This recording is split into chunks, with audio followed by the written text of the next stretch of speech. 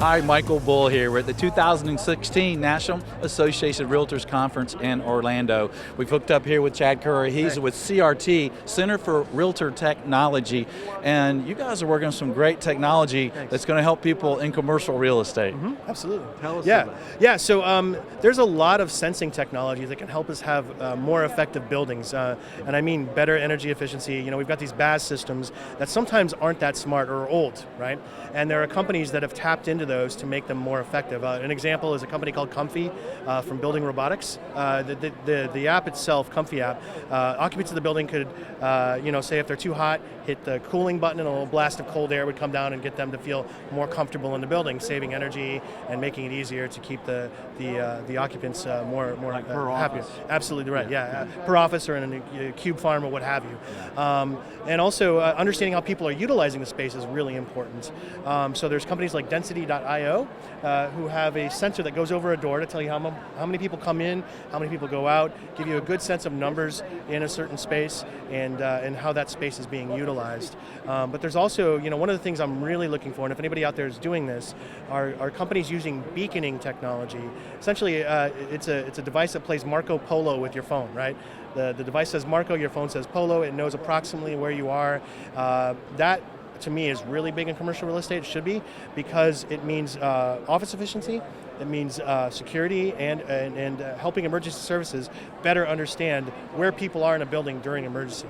I think those things could really add value because the occupants and tenants are willing to pay for technology, and those types of technology are things that are nice value adds beyond the transaction. Absolutely. Yeah, and there's a lot of safety there and cost savings. So what are some of the things that you guys are working on that can help us save money? I mean, when we have paid utilities on these big office buildings, they really can be expensive. Yeah, so we are working on our own environmental quality sensor. And what I mean by that is it's sensing air quality.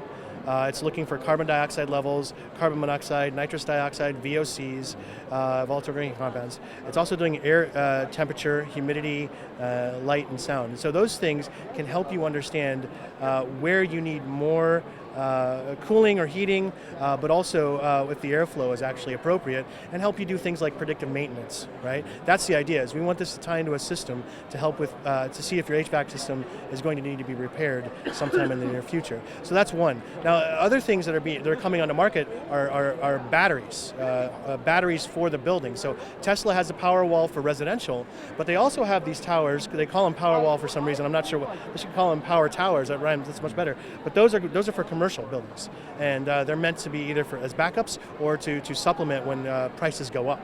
But using things to help you understand where people are, that's going to help you save a ton of money, but also open up other opportunities. Maybe you open up that extra space for a co-working space and have another source of income for your business. So. Right, and one of the things that companies are real concerned about now is productivity and clean air, and how do some of these systems help with that? Yeah, absolutely. So there's a new standard coming online called the WELL standard. Now, one of the requirements there for charcoal air filters to purify the air. And if you come to Chicago, our IREM, their 5th floor, they're WELL certified now, and they're one of the first in the country, by the way, which is pretty awesome.